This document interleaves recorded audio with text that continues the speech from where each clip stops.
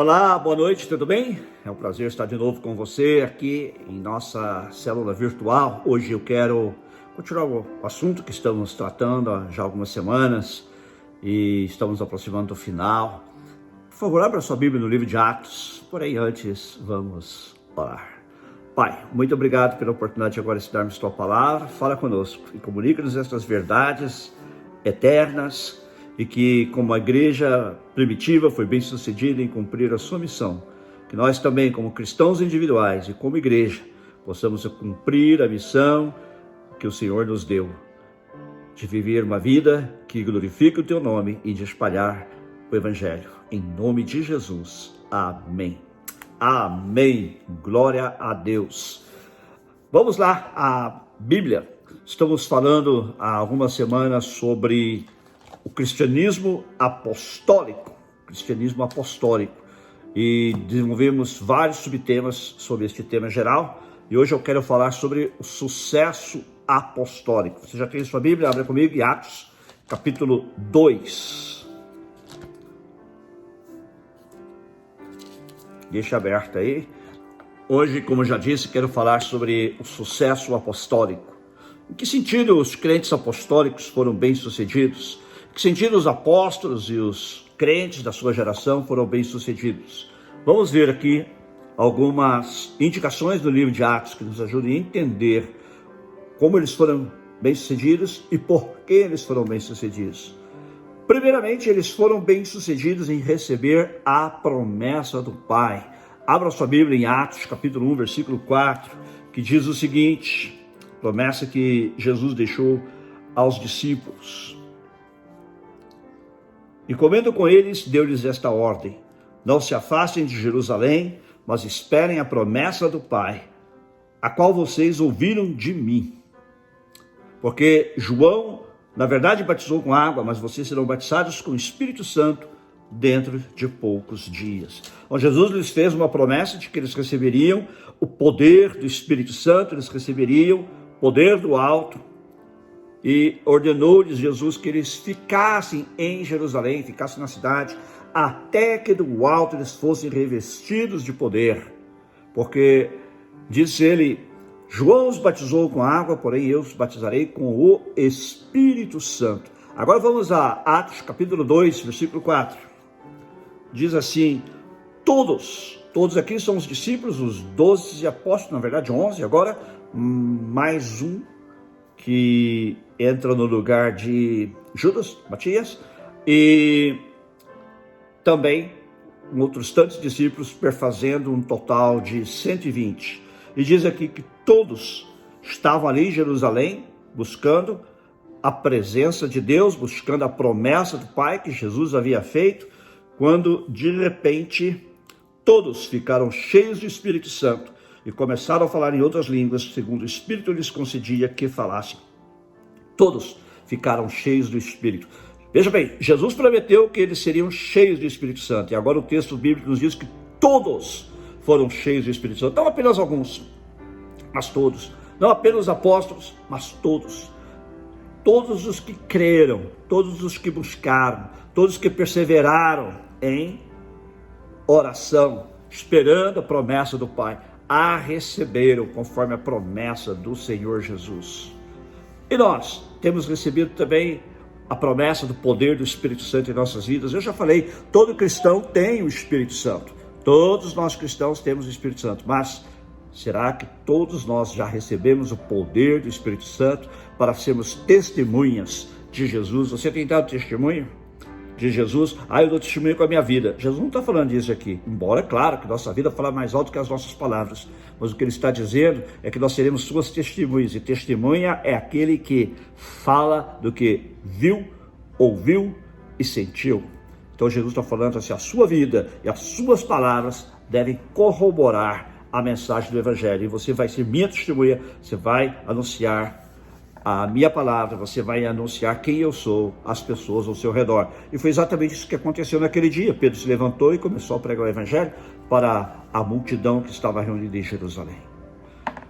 Segundo lugar, eles foram bem-sucedidos em converter pecadores a Deus. Vamos ver Atos, mesmo capítulo 2, versículo 41, que diz assim, que depois que Pedro pregou, aconteceu o seguinte: então os que aceitaram a palavra de Pedro foram batizados, havendo um acréscimo naquele dia de quase 3.000 pessoas. O número aqui é importante, ele é relevante, mas ele não é a coisa mais importante. O mais importante é que pessoas se converteram através do testemunho daqueles discípulos daquele dia de Pentecostes e através da pregação de Pedro, explicando o que havia acontecido, que eles estavam falando línguas porque eles tinham recebido o poder do Espírito Santo, conforme a promessa que Deus havia feito através do profeta Joel, cerca de 750 anos antes de Cristo.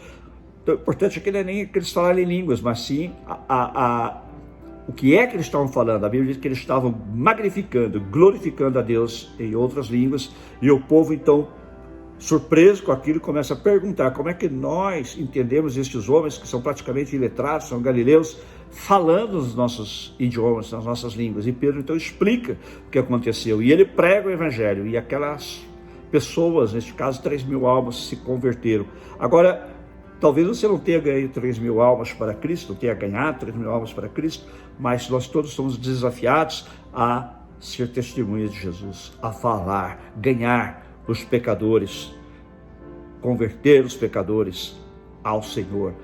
Vejamos agora Atos 4:4, que diz assim: porém muitos dos que ouviram a palavra creram, subindo o número desses homens a quase 5.000.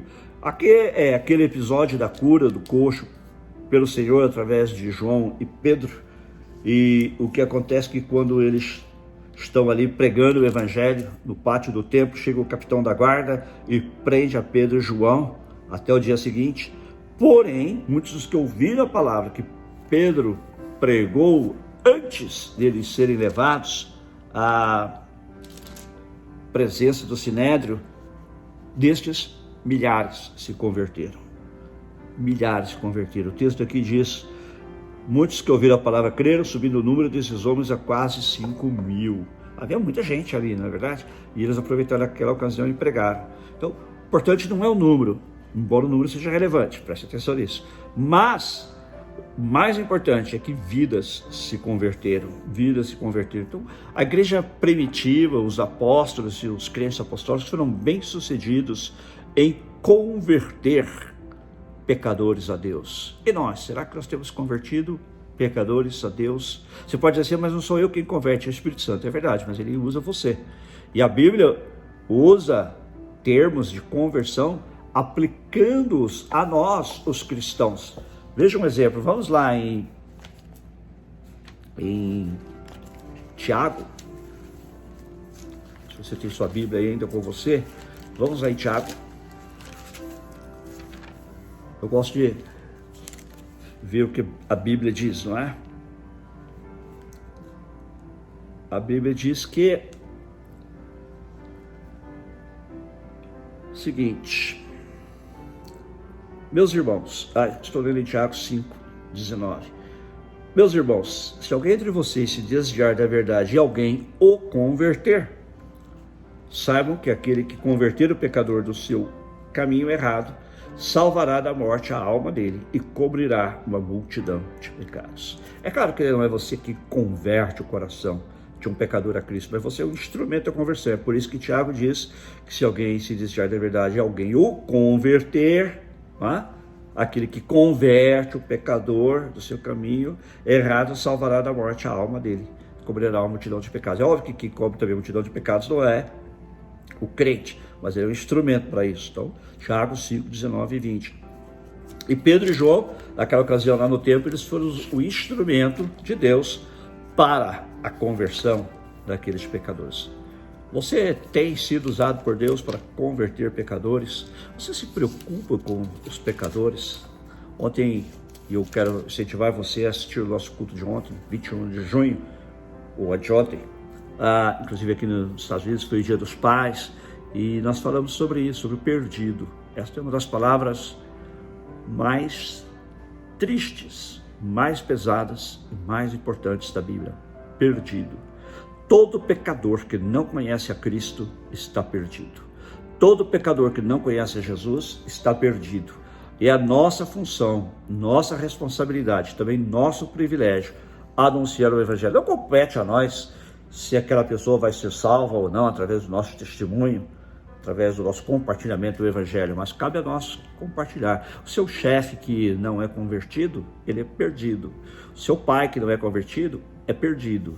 Sua mãe que não é convertida, é perdida. Seu amigo que não é convertido, é perdido. E assim todas as pessoas ao nosso redor que não conhecem a Cristo ainda estão perdidas e estão caminhando para a perdição eterna. Então a você e a mim é dado o privilégio de anunciarmos o Evangelho. Assim como alguém nos anunciou o Evangelho, nós também temos o privilégio de anunciar o Evangelho a eles, para que eles também possam fazer uma decisão por Cristo e assim ser convertidos. E nisto a igreja primitiva, os cristãos apostólicos foram bem-sucedidos. Eles não converteram o mundo inteiro, mas eles converteram muita gente. Se você e eu nos unirmos para converter pessoas e sendo usados do poder do Espírito Santo, se recebemos o poder do Espírito Santo, somos usados do poder do Espírito Santo, muita gente há de se converter para a glória de Deus. Os crentes apostólicos também foram bem-sucedidos em operar milagres da graça. Vamos ver Atos, capítulo 3, versículo 7. E pegando na mão direita do homem, ajudou-o a se levantar. Imediatamente os seus pés e tornozelos se firmaram. Aqui, exatamente aquele homem coxo que viu Pedro e João chegando ao templo, e ele estava ali pedindo esmola, estendeu a mão, esperando receber alguma coisa deles, e Pedro e João disseram para ele: olhe para nós. E ele certamente esperava receber alguma coisa, olhou. Então o apóstolo Pedro lhe disse: não possuo nem prata nem ouro, mas o que tenho, isso lhe dou. Em nome de Jesus Cristo Nazareno, levante-se e ande. Você crê que Deus pode usar você para efetuar milagres? Você pode ser um instrumento na vida de alguém, usado por Deus para um milagre. Você pode ser usado você mesmo de uma maneira sobrenatural para levar a cura a alguém, como no caso de Pedro aqui e João. E também você pode ser um instrumento para a provisão de Deus na vida de alguém.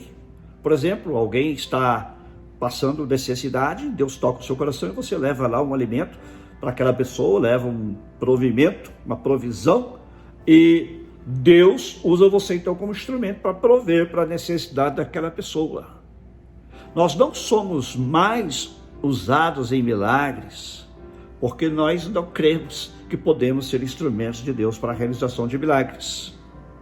Nós não somos mais usados por Deus porque não esperamos ser usados por Deus como instrumentos seus para a realização de milagres. Há aquele debate se milagres ainda acontecem hoje ou se foi só para a época dos apóstolos, mas a Bíblia não diz em lugar nenhum que os milagres cessarão. A Bíblia diz que coisas milagrosas cessarão quando chegar o que é perfeito. O que é perfeito não veio, não é? Paulo diz que quando vier o que é perfeito, eu conhecerei como sou conhecido. Nenhum de nós conhece como é conhecido. Então, porque é perfeito não veio. O perfeito só virá quando Jesus Cristo voltar. Então, nós podemos crer e esperar que Deus faça milagres. Ele pode fazer milagres em nossas vidas, mas Ele também pode nos usar como instrumentos para milagres na vida de outros. Podemos orar por pessoas que estão em situação impossível aos olhos dos homens e Deus nos usar e fazer um milagre, aquela situação ser resolvida. Podemos ser usados por Deus para orar por alguém que está enfermo, que já tenha recebido o não dos médicos, que já tenha recebido a palavra dos médicos dizendo que a pessoa não vai sobreviver e esta pessoa ser curada. Eu contei aqui da célula passada de um primo da Cristina, que minha esposa, que estava no hospital, e os médicos mandaram o boletim, eu tenho o boletim aqui guardado no meu WhatsApp, dizendo que não havia mais nada que a medicina podia fazer por ele. Ele contraiu o Covid, estava no hospital muito mal, mas a família se colocou a orar por ele. E sabe o que? Saiu do hospital para a glória de Deus. Recebi, inclusive, o texto dele, né, no WhatsApp, uma mensagem, que ele mandou no grupo da família, dizendo que tinha recebido alta e estava agradecendo a todos que oraram por ele. Olha só, eu acredito que Deus ouve as nossas orações E Ele pode fazer milagres. Porque Ele às vezes faz milagres, às vezes não faz, eu não sei, Ele é soberano. Lembra-se que quando Pedro estava na prisão, a igreja orou, Pedro foi liberto. Mas Tiago também estava na prisão e teve a sua cabeça decapitada. Então, é Deus quem escolhe. Porém, eu devo me colocar como instrumento de Deus para a realização de milagres. Eu devo crer que Deus é plenamente capaz de fazer milagres e que eu posso ser o instrumento da realização de milagres para a glória de Deus. Você crê nisso?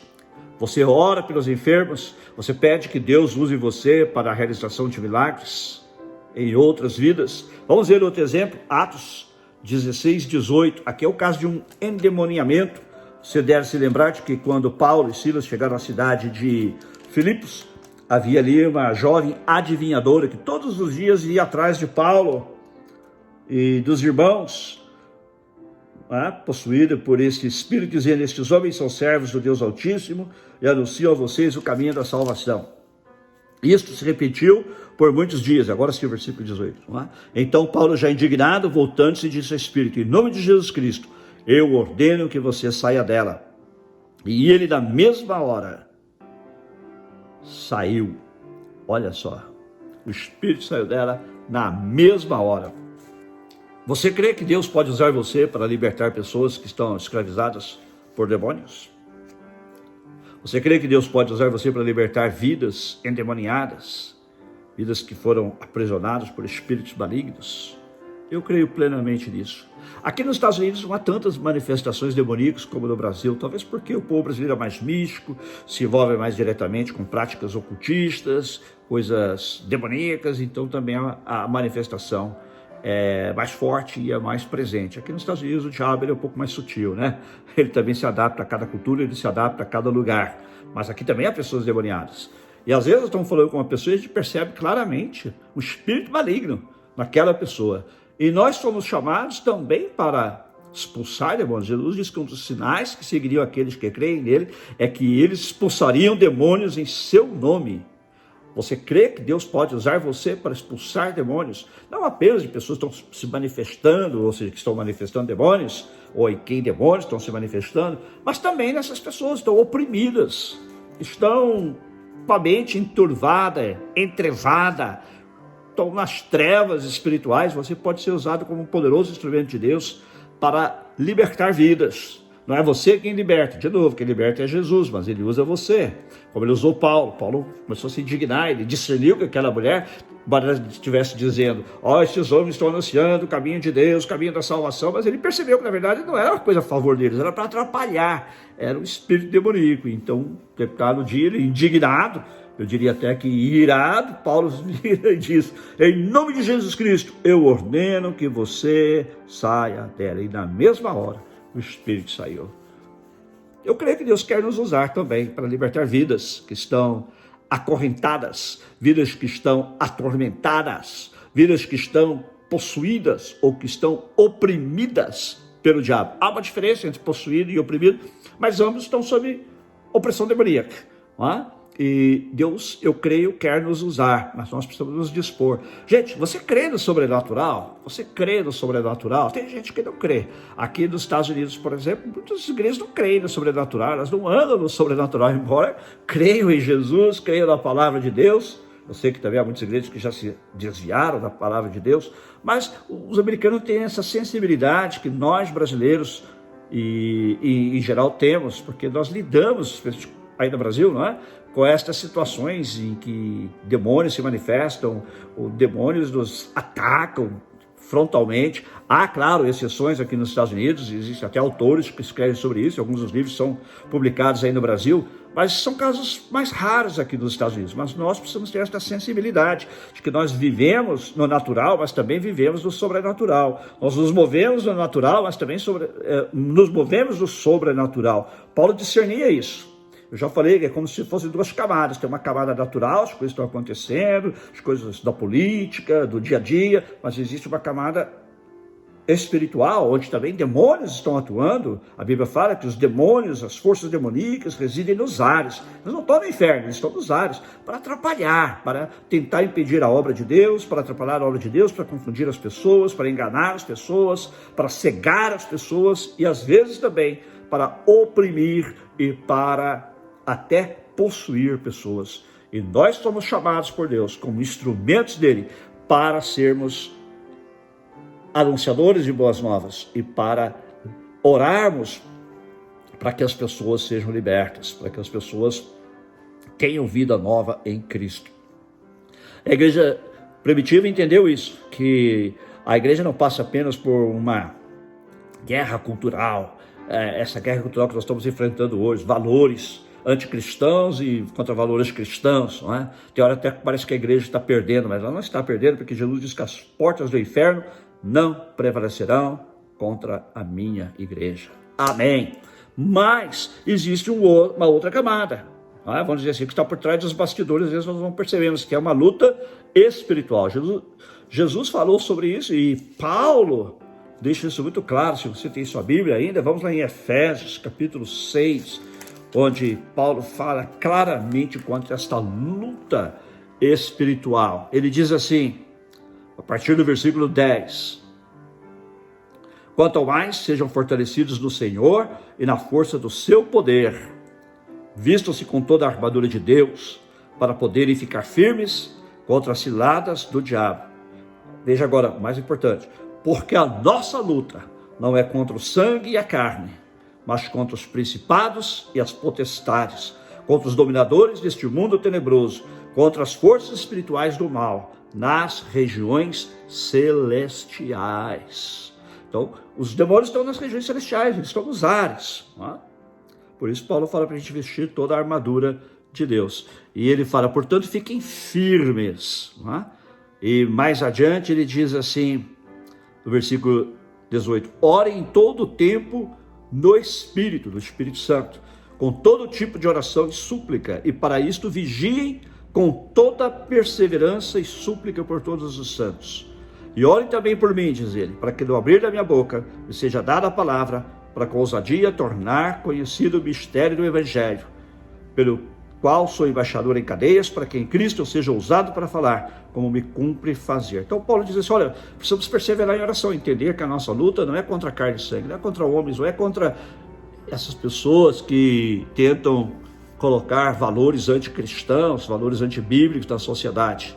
Eles são só instrumentos, muitos deles até estão conscientes do que estão fazendo, mas alguns não sabem, muitos não sabem, são apenas instrumentos, e vão cedendo às ações desses espíritos malignos que fala Paulo, que são principados e potestades, dominadores deste mundo tenebroso, mundo de trevas, mundo que não conhece a Deus, né?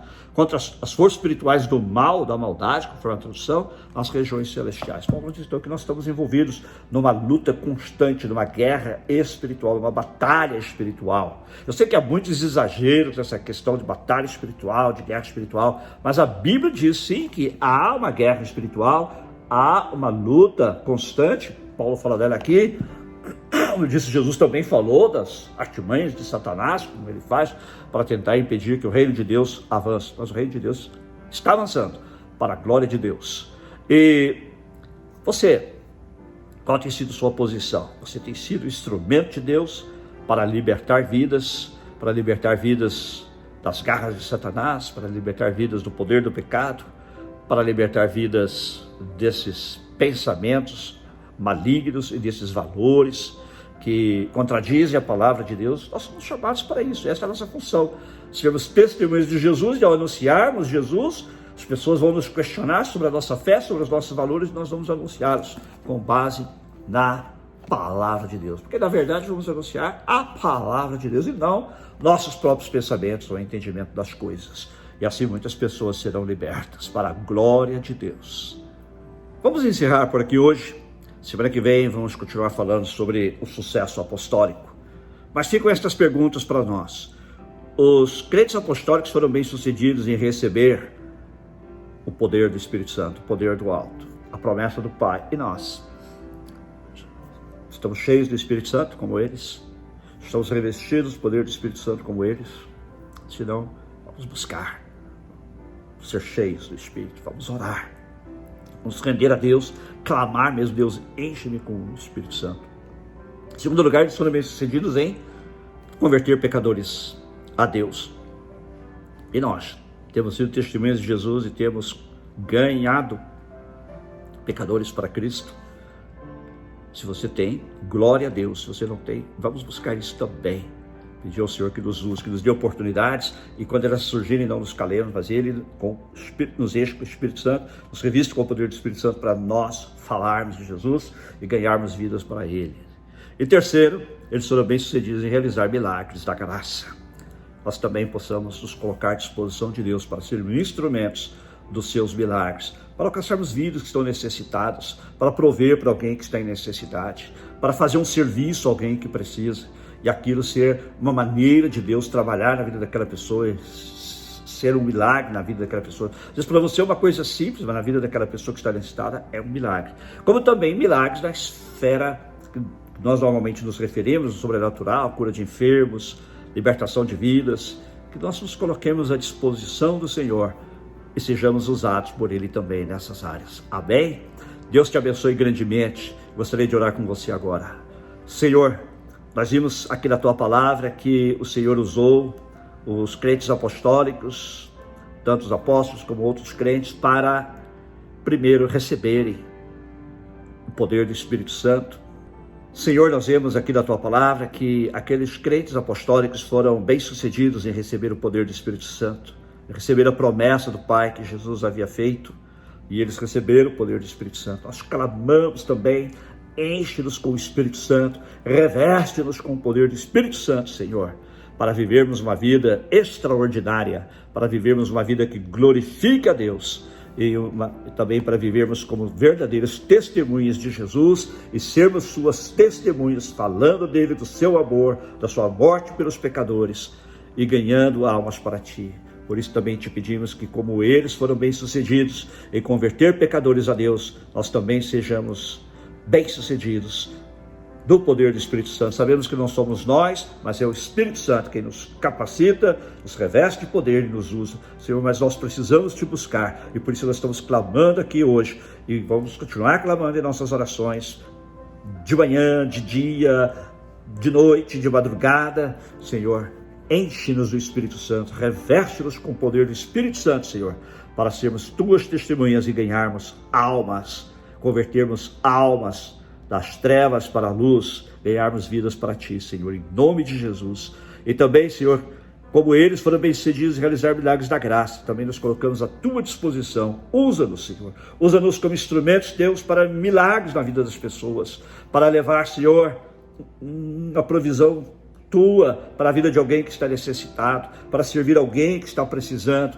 e sermos assim, Senhor, os teus instrumentos para a provisão miraculosa, sobrenatural na vida de outras pessoas. Mas também, Senhor, para orar pelos enfermos, para que eles sejam curados, e também, Senhor, para orar e, na autoridade do nome de Jesus, expulsar demônios, para que vidas sejam libertas e possam vir a te conhecer, vidas cujos olhos estão cerrados, fechados para o Evangelho, cujo entendimento está fechado, possa se abrir, Senhor, para receber a Jesus Cristo como seu único Senhor e Salvador.